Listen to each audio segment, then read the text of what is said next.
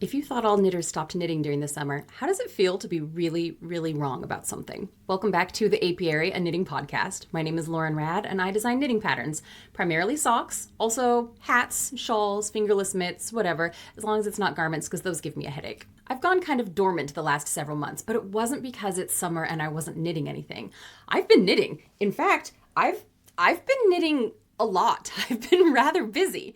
So I thought to get things back into a rhythm, now that we are kind of settling back into routines here and school is back in session, I would get caught up with all of the stuff that I have been working on over the summer, give you a peek at some exciting projects that have been completed, and tell you about one of the really wonderfully most exciting knitting experiences I had this summer. So first, I developed a little bit of an obsession with musselburgh hats. If you have not knit one of them, they're essentially a long tube that is closed off at each end, and then you push one half of the tube up into the other. It creates a little crown shape and a tube for the rest of the head, and then you fold up the brim. They're really fun, they're really easy, and most importantly, they're a great way to use up scraps from other projects.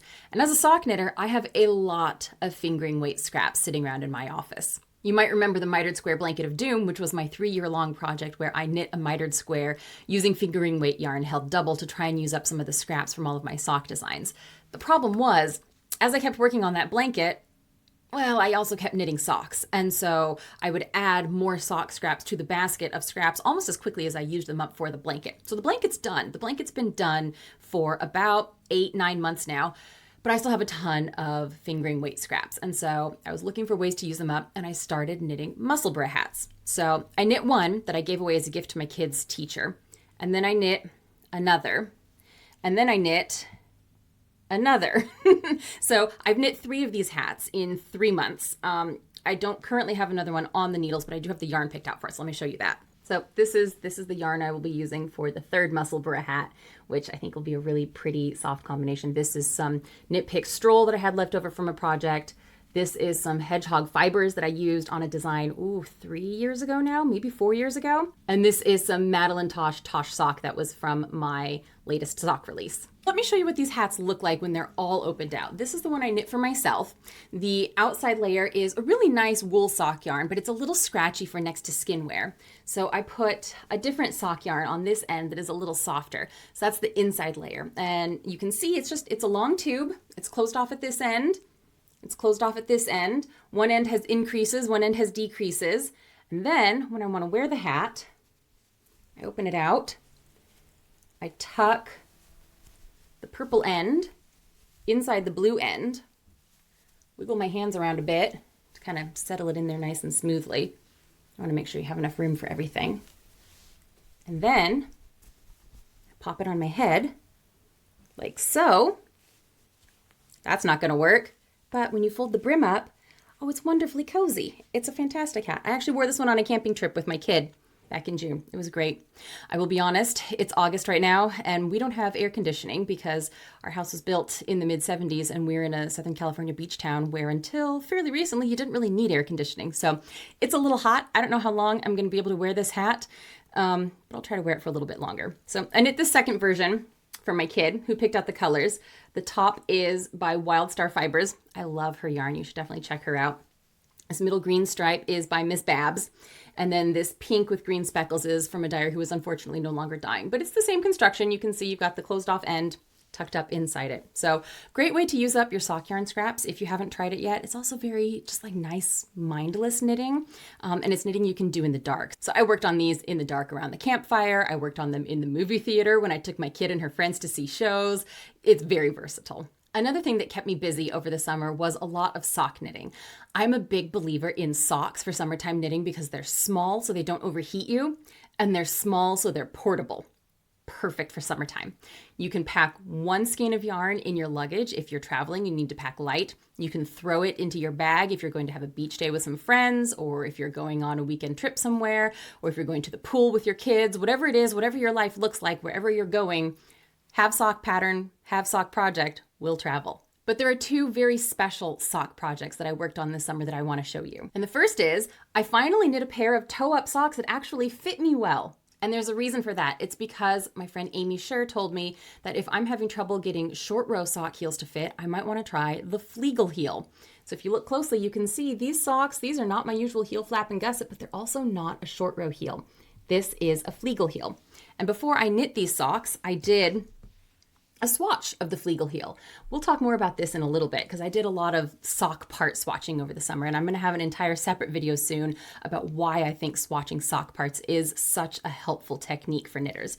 But for now, it's helpful to know that while I was trying to get the hang of the Flegel heel, I knit just the heel rather than knitting the entire sock first. And then once I felt comfortable with it, then I knit the pair of socks. And if this yarn looks familiar to you, there's a good reason for it. That's because I used the leftovers from the sock to knit my kid's hat. This is the first time that I have ever knit a pair of toe-up socks that actually fit comfortably. And that's because the Flegel heel does have more room in it vertically than the short row heels do. I have a kind of high instep. And so normally I do the heel flap and gusset when I'm knitting cuff down. Heel flap and gusset toe up is apparently kind of a faff. I haven't attempted it yet, but this is a nice kind of in-between point. It is a little narrower at the back of the heel. I can do a whole video about the pros and cons of the Flegel heel versus other heels. But you know, it's a good enough fit that it's comfortable and I like it. So it's nice to know that I have knit a pair of toe-up socks that fit comfortably, and now maybe I will design a few pairs. Along with finishing that pair of toe-up socks, I also finished and released a new pattern. This is the third pattern in this year's Golden Honey Sock Club. I will link the information for the sock club down below. This one is called the Decal Edge socks, and they are named after a method of paper making that leaves you with these kind of soft, whispery edges on your paper. Some people really like decal edges on their pages. Other people do not. That's okay. I like them. I find it a really nice tactile experience. So you can see these socks have the stitch pattern all the way down the front panel and then all the way down the back to the heel. They've got stacked slip stitches in the heel flap because I'm a big fan of having that reinforcement in the heel flap so it doesn't wear through as quickly, and slipping stitches helps do that. And I really like having texture down both the front and back of my socks whenever possible because it just feels more balanced to me. When there's all this detail on the front of a sock and then the back is just plain stockinette, to me it feels kind of like wearing a hospital gown where you've got all the detail in front and then it's wide open in the back, and that's just not really what I'm going for. So this one has, I'll open the detail out a little bit more for my hands so you can see it. It's got some coin lace down the sides. It's got lots of little eyelets in here in the middle. It's a really fun texture. It's also a very easy to memorize stitch texture. Even though it looks complicated, it's only 4 rows and it's mirrored. So you get to this point and then it's just the same thing going back the other way. So that's kind of nice. In addition to all the Musselburgh hats I was knitting this summer, I did also release a new hat design of my own. So this is the 15 knots hat. It is in a very bright pink, and there's a very good reason for that. So I have a friend who is a sailor, a very good sailor. And when she was a teenager, she was nationally ranked. She set aside her competitive sailing career to go to college, build a business, have a family. And then in her late 30s, she started feeling like, I think I might still have it in me. I think I need to give it a try. And so she got herself back into the boat. She got herself training again. She is now ranked in the top 10 women in North America in her class, and she has her eyes set on the 2028 Summer Olympic Games. So this hat, the 15 knots hat, is a fundraiser for my friend Lauren's sailing campaign because mounting an Olympic campaign like that is shockingly expensive.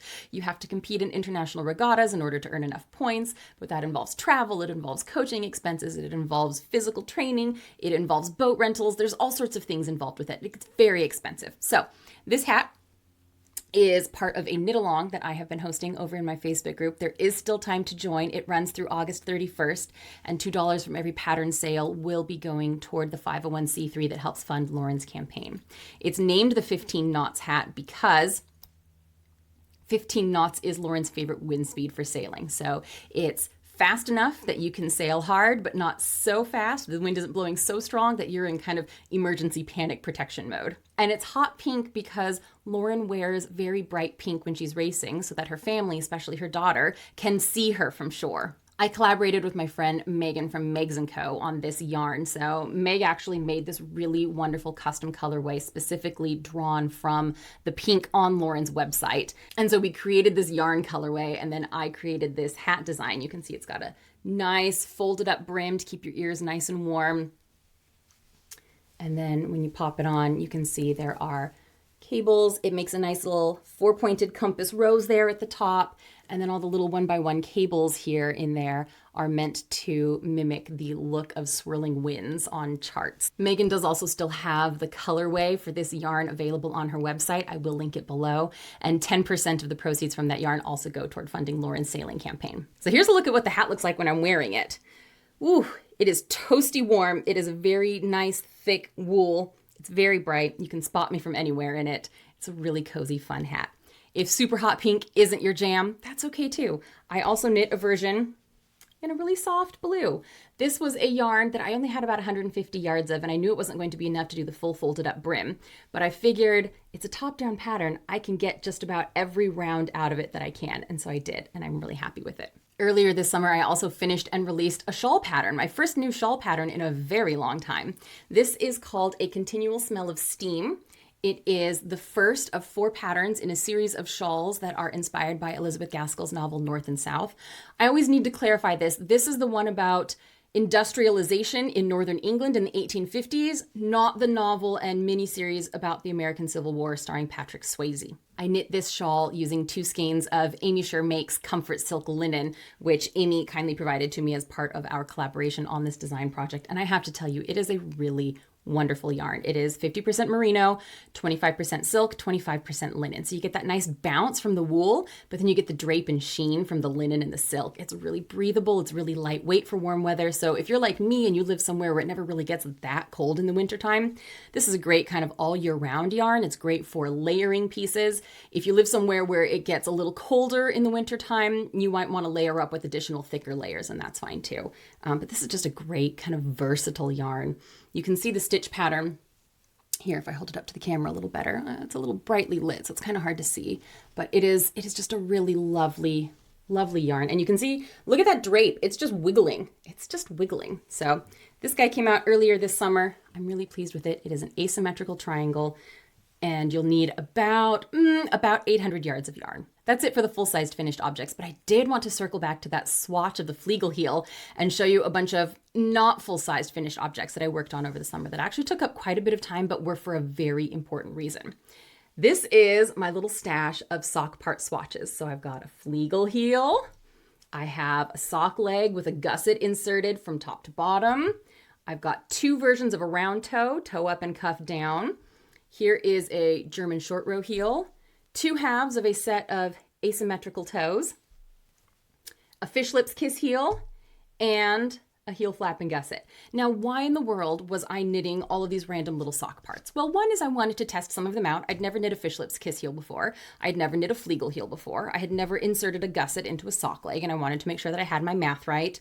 But also, I knit all of these little pieces because I needed them for teaching. One of the reasons I was so quiet around here over the last several months is that I was busy preparing for my first 2 in-person classes at a major fiber festival. So at the end of July, I taught 2 classes about sock knitting at the Flock Fiber Festival in Seattle. And it was the most wonderful experience that I have had in years. My morning class was about how to knit socks that fit. So we learned how to measure our feet, how to check our gauge, how to take those measurements and those gauge numbers and figure out our cast on numbers, and then also start thinking about modifications we wanted to make to our socks.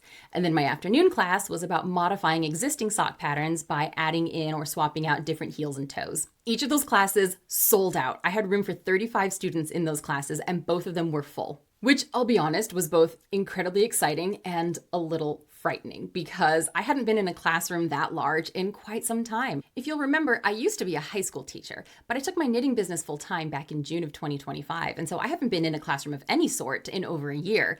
And my classes were rarely that large. It was very rare for me to have more than 30 kids in one of my classes. I was also a little nervous about teaching adults because I was comfortable in a room full of teenagers, but I'd never taught a room full of people my own age or older than me. And so I wasn't quite sure how that dynamic would work. But it turned out to be such a fun, affirming, joyful experience. And I hope that my students also left feeling empowered to make the socks that actually fit them. While I was at Flock, I also managed to get myself onto a panel, which was really exciting. So I spoke with a couple of friends about what happens when you turn your hobby into your business.